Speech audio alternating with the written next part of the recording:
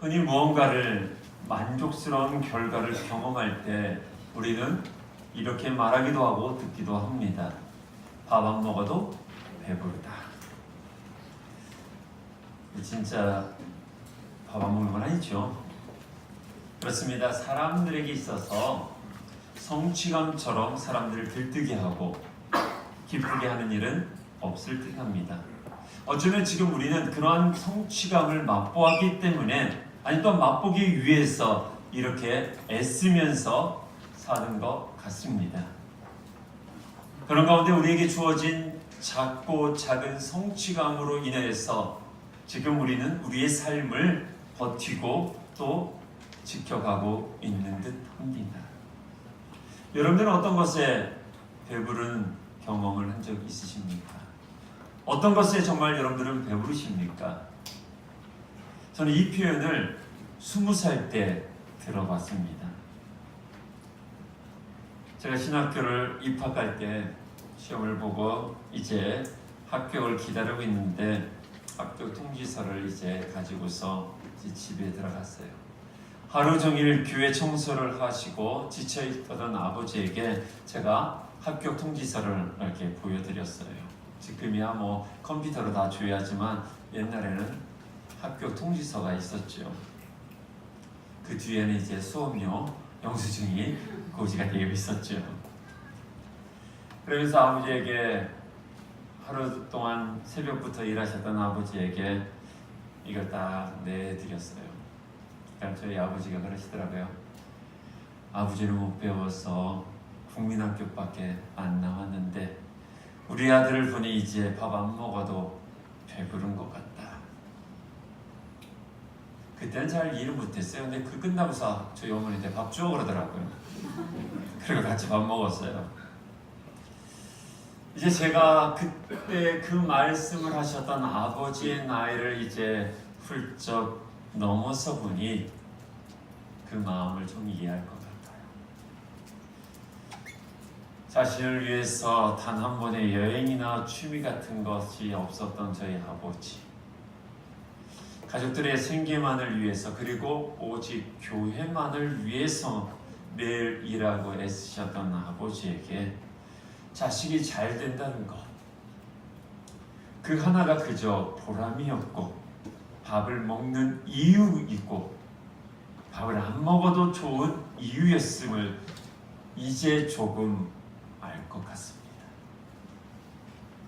우리네 부모님들은 그렇게 우리를 키웠고 이렇게 말을 해도 우리가 그 나이쯤을 조금 넘어서야 비로소 깨닫게 되지만 때로는 꼭 배가 부르도록 맛있는 것을 먹지 않아도 나의 온 존재를 가득 채워버리는 것들이 내 삶 안에도 분명히 있다는 것을 우리도 이제는 알아가는 듯 합니다.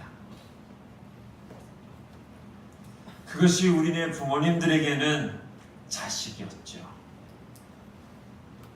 어떤 분에게는 끝없이 구애 끝에 사랑하는 사람에게 오케이를 받았을 그때가 아마 배불렀을 때 같아요. 어떤 사람에게는 각고의 노력 끝에 참 괜찮은 결과가 나온 작품 앞에서 아마 그분은 배부르다라고 할 듯합니다. 어떤 분은요 10년 동안 정말 허드렛 일을 하면서 조금씩 모은 그 적금을 탈 때 아마 참 행복했을 것 같아요. 어떤 분에게는 정말 각종 스트레스를 받으면서 준비했던 시험에서 합격했을 때 아마 참 배부를 것 같아요.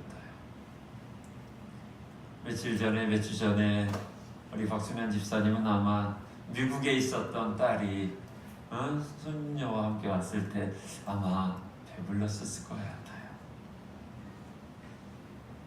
여러분들 안에도 그러한 경험이 있지 않습니까? 저도 이 말씀을 준비하면서 한번 생각해 봤어요. 목사로서 나는 언제 정말 배부를까? 그래서 한번 생각해 보니 목사로서의 배부름은 다른 데 있지 않더라고요. 상처 입은 한 성도가 회복되어서 다시 예배자로 나오게 돼. 정말 육체적으로 아파서 병원에 있었던 그분이 치유되어서 예배자로 서는 그날, 믿음의 사람들이, 믿음의 동역자들이 함께 힘겹지만 예배자로 쓰고 기도의 자리로 다시 나와 더 사명의 자리에 함께 서 있을 때 목사는 역시 배부른 것 같아요. 그때는 언제 배고플까요? 정말 사랑하는 사람들이 아파할 때. 여러분들이 아프다고 할 때 여러분들만 아픈 게 아니거든요. 목사는요, 죄송하지만 잠을 못 자요. 여러분들이 지쳐 있을 때 그것을 아는 목사는요, 정말 힘겨워요. 그래서 끊임없이 배고파서 십자가 앞에 나와 기도할 수밖에 없어요. 왜요? 그곳에 있으면 세상이 줄 수 없는 그 배부름을 경험할 수 있기 때문에 그래요. 사실 이런 삶의 가치들은 돈으로 따질 수도 없고 감히 다른 것과 바꾸고 싶지도 않습니다. 어떤 분이 저에게 이렇게 농담처럼 말씀을 하시더라고요. 다 먹고 살자고 하는 건데. 예, 맞긴 맞아요. 그러나 성도인 우리들의 삶은 단순히 입을 즐겁게 하고 이 육체적인 배를 채워서 포만감을 누리는 것을 위해서 살지 않는다는 거예요. 아무리 그렇게 해도 내 안에 영적인 존재이기 때문에 늘 배고픔이 있다는 거예요.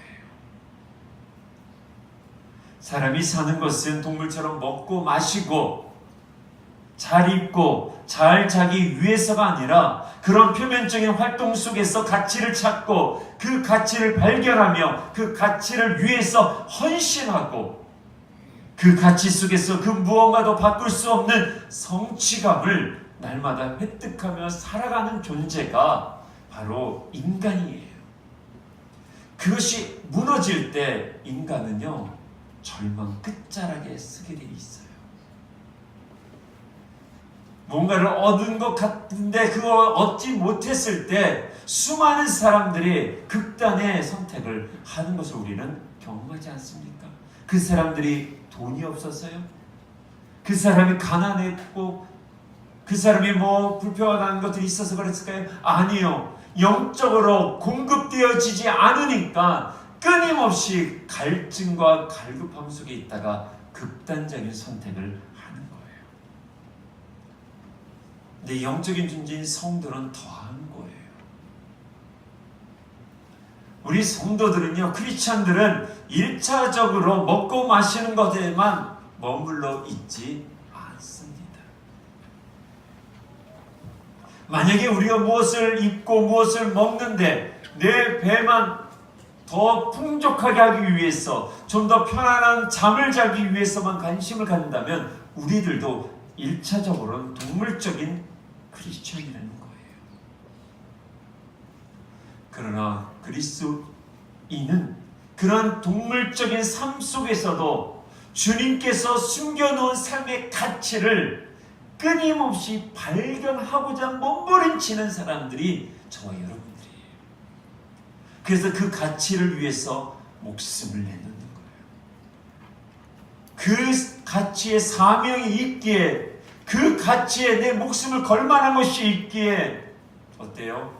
믿음을 지켜가면서 시련과 고난 속에서도 어떻게 해요? 우리는 믿음의 길을 가는 거 아니겠습니까? 그래서 마지막 날 착하고 충성된 종아, 이 칭찬받고자, 이 성취감을 누리고자, 획득하고자 살아가는 사람이 그리스도인입니다. 여러분들은 어떻게 살아가고 계십니까?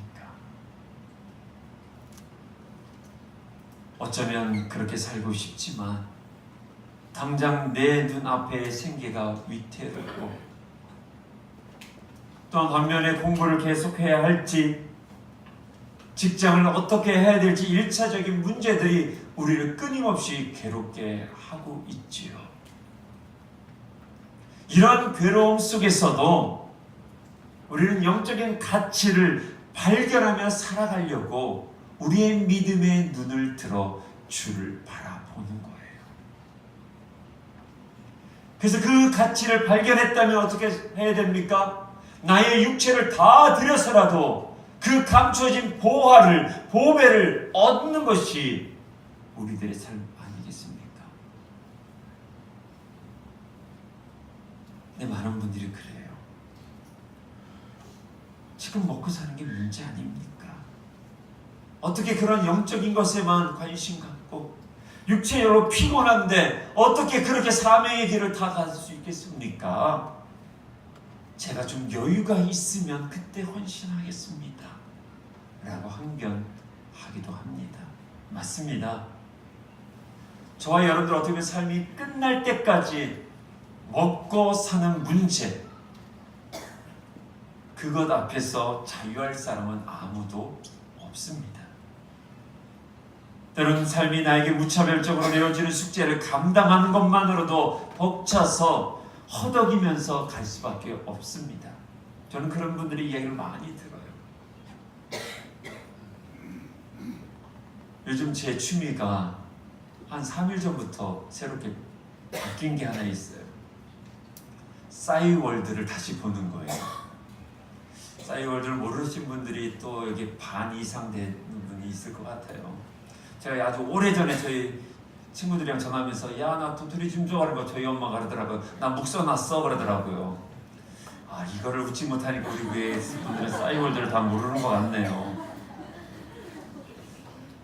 거기 보니까 2003년도 제 사진 앞에서 제가 제 시간을 멈추게끔 했어요. 제가 터키를 갈 때가 몸무게가 88kg 정도였거든요. 근데 그곳에 있는 동안 제 몸무게는 거의 72kg, 3kg. 참 먹고 살기 어려웠던 그때가 있었어요. 정말 한 달 동안 돈이 없어서 감자가 정말 죄송하지만 거짓말 조금 해서 거짓말도 아니에요. 진짜 일반적 터키 감자가 한 이 정도 됩니다. 이제 쿰피르라는 이제 요리가 있어요. 이만한 감자 안에 구워서 거기 안에 치즈를 넣고 햄 넣어서 먹는 한 끼의 어떤 식사 같은 게 있어요. 그 정도로 감자가 큽니다.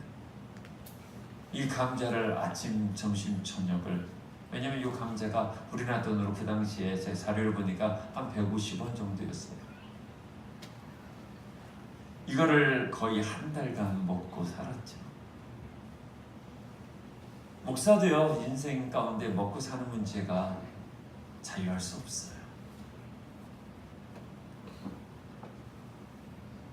한 시간 되는 그 학교를 걸어 다니면서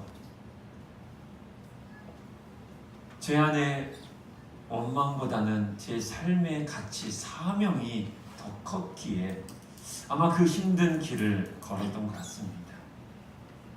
우리 동인을 목에 업고 20kg 정도 되는 배낭을 메고서 20kg, 30kg를 안에 손잡으면서 40도 정도는 되는 그 아스팔트 길을 몇 시간을 걸으면서 불평보다는, 원망보다는, 신세 타령보다는 몸이 으스러지고 정말 물집이 다 들어서도 제 안에 20kg 안에 있는 성경책 그거 하나 주고 싶어서 10kg, 20kg를 걸었던 그때가 제 삶의 가치는 가장 아름다웠던 것 같아요.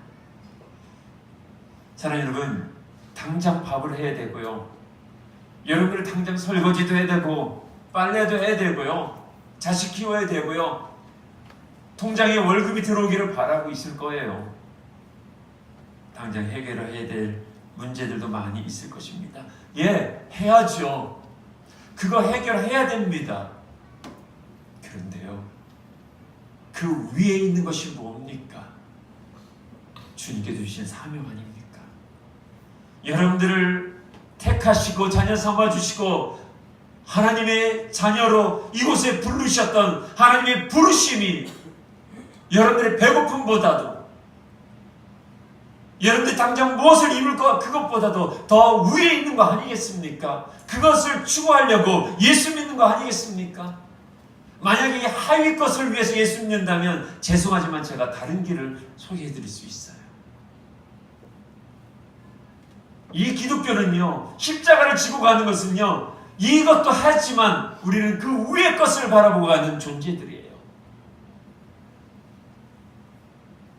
이 상황 속에서도 우리는 믿음의 시선을 가지고요, 내 몸이 으스러져더라도 복음의 선상 앞에서, 본질 앞에서, 그 끝자락 앞에서 갈등하면서 예수 그리스도라는 진리에 맞닥뜨리는 것이 바로 우리들의 인생인 것이에요. 그때 우리들의 인생 가운데 배부르구나. 육체적으로 배고프지만 영적으로 내 안에 충만한 하나님의 은혜로 말미암아 그래, 내가 오늘도 이 삶을 살아가야 되겠지. 고단한 인생길이지만 내가 그 길을 가야 되겠지 라고 노래를 하는 사람이 우리들 아니겠습니까? 이 고백이 오늘 예배 가운데 나온 사랑하는 성도들 가운데 있기를 간절히 축원합니다. 오늘 본문은 바로 그 내용을 풀어가고 있어요. 본질, 진리, 그 복음에 맞닥뜨리는 삶이 무엇인지를 예수님께서 친히 보여주고 계십니다. 오늘 본문 내용을 우리가 대충 압니다. 예수님과 제자들이 전도여행을 떠나면서 걸어가다가 너무나 배고픈 거예요. 맛없는 그 빵조차도 다 떨어져 있을 때 제자들이 이제 마을로 들어가서 빵을 구하러 들어갑니다. 근데 우리 예수님이 어쩌면 예수님이 자주 갔던 거리인 것 같기도 합니다.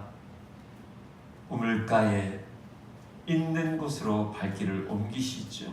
거기서 사마리아 여인을 만납니다. 거기서 한참 얘기를 하고 있었을 때 제자들이 먹을 것을 가지고 와서 예수님께 이제 내놓습니다.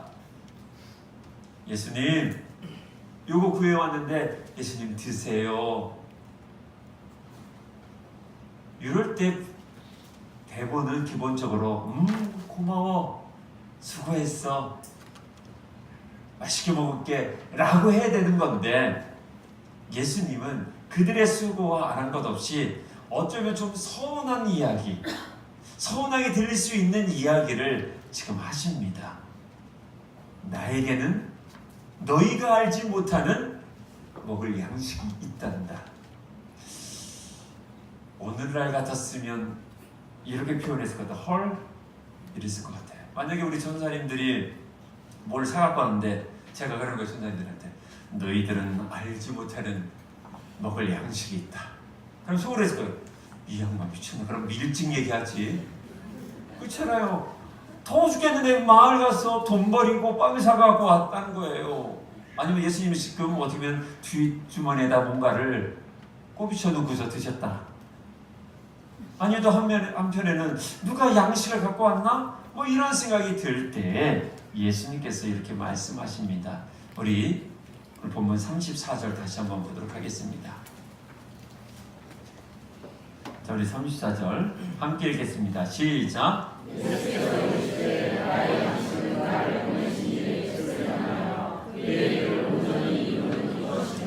아멘. 예, 내 양식은 나를 보내신 이의 뜻을 행하는 것, 내 안에는 사명이 있다는 거예요. 그 일을 온전히 이루는 것이다. 나 그래서 지금 배부르다 라고 하시는 거예요. 예수님은 지금 나의 배부름이라는 것은 이런 빵에 있지 않다는 거예요. 밥을 먹고 맛있는 것을 먹는 것이 아니다 라고 말씀하고 있는 것입니다. 그렇다면 무엇이 우리 예수님을 실제로 배고픈데도 배부름을 경험하게 했을까요? 이것이 기독교의 신비입니다. 육체의 배고픔마저 있게 하는 예수님 안에는 영적 배부름을 우리에게 지금 말씀하고 있는 거예요. 그러려면 전 상황을 우리가 봐야 돼요. 지금 있는 곳이 어느 장소입니까? 사마리아 땅입니다. 유대인조차도 천대했던 그러한 땅, 유대인들은 절대로 들어가지도 않는 그 땅을 예수님이 어떻게 해요? 들어가셨죠. 거기서 이 여인을 만나고서 이야기하는 가운데 이 여인이 어떻게 합니까? 자기에게 정말 필요했던 물 항아리를, 물동이를 어떻게 해요? 내팽개칩니다. 그리고서 마을을 향해 들어가서 이렇게 외칩니다. 와보세요.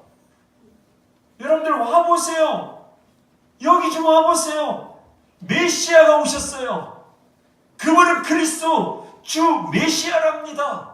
라고 외쳤던 거예요. 이 모습을 보고 예수님이 뭐라고 하시냐면 나 지금 배부르다 라고 하는 거예요. 그 여인에겐 육체의 목마름을 채우고자 했던 그 물덩어리를 어떻게 해요? 버리고 외치는 거예요. 신앙 고백을 하는 거예요. 예수님이 나의 삶의 주인입니다. 나 그래서 사명의 길을 가겠습니다. 라고 외치고 있는 그 모습을 보고 예수님은 배부르다. 그렇습니다. 우리는 우리를 알아주는 사람을 만났을 때 나의 노력을 이해해주고 나의 진심을 알아주는 사람을 만났을 때 보람을 느끼잖아요. 그 삶의 잔잔한 기쁨과 만족을 누리는 것처럼 예수님도 당신을 향해서 구주이십니다. 당신은 진정한 메시아입니다. 알아주는 그 여인을 만났을 때 예수님도 배부르다. 아, 참 배부르다. 라고 말씀하시는 거예요. 왜냐하면 예수님은요, 그 자리를 몇 번 지나가셨어요. 그 지나갈 때마다 늘 허기지셨던 예수님.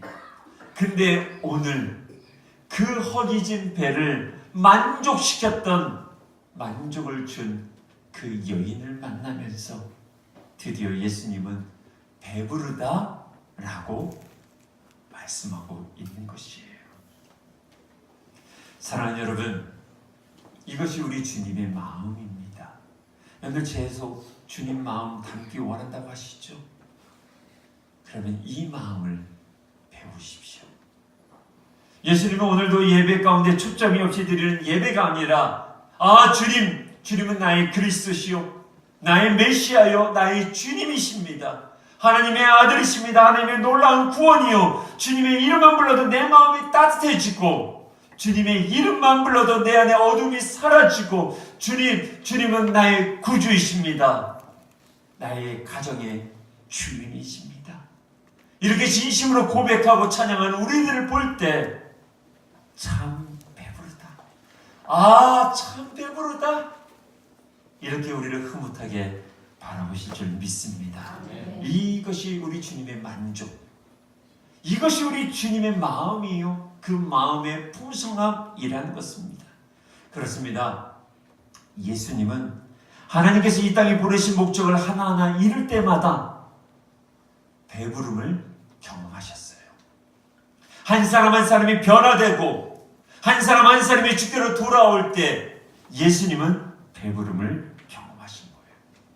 한 사람 한 사람이 치유되어지고 한 사람 한 사람이 진정으로 깨달아 그 얼굴이 환하게 밝아오를 때마다 예수님은 배부름을 늘 경험하셨던 거예요. 한 사람이 절망 끝자락에서도 주님의 손을 잡으려고 손을 내밀고 십자가를 잡고 일어서려고 하는 그 모습에 우리 주님은 늘 배부르고 배부르다 라고 하시는 거예요. 사랑하는 성도 여러분, 여러분들 통해서 누군가 괴롭던 얼굴에서 밝은 빛으로 돌아오고 여러분들 통해서 누군가가 슬픔과 좌절에서 일어나 다시 희망을 붙들게 되고 여러분을 통해서 상한 마음이 치유받고 어두워진 얼굴이 환하게 밝아짐으로 날마다 배부름을 여러분들이 경험하기를 간절히 소망합니다. 오늘 우리 성가대는 정말 오래된 교회지만 사부 성가를 한 번도 들어보지 못한 보은대양교회 성도들을 향해서 그 영적 배부름을 주고자 오늘 우리는 떠납니다. 우리의 양식이 큰 교회처럼 정말 아주 비싸고 고급진 음식은 아니라 할지라도 우리 성가대의 찬양으로 정말 하늘의 그 배부름을 경험하게끔 하려고 합니다. 여러분들의 인생이 그렇게 살아야 되지 않겠습니까? 누군가의 빵이 되어주는 삶, 누군가에게 시원한 음료가 될 수 있는 삶, 누군가에게 한 끼의 밥이 되어줄 수 있는 여러분들의 신앙, 그런 신앙이 되어야 되지 않겠습니까? 여러분들의 그 믿음의 고백을 퍼먹었던 한 연약한 지체가 회복되어지고, 여러분들의 기꺼이 삶의 빵이 되어서 여러분들의 신앙과 시간과 물질을 쪼개어서 한 지체 한 지체를 먹여줘서 그가 다시 살아난다면 얼마나 좋겠습니까? 우리 주님이요, 이 땅에 오셔서 그러셨잖아요. 나 생명의 떡이다. 오늘날 말씀 같으면 나 밥이다. 내 밥 먹을래? 그래서 여러분들이 그 밥 먹은 거잖아요. 여러분들 그 빵을 쪼개서 그 피와 떡을 그 사람 먹었잖아요. 그래서 우리에게 영생을 얻어서 우리 안에 조금만 기도하고 조금만 찬양하면 정말 은혜의 배가 배불러지는 거 여러분들 알고 있지 않습니까? 여러분들 이제 남은 인생을 좀 그렇게 살면 좋겠어요.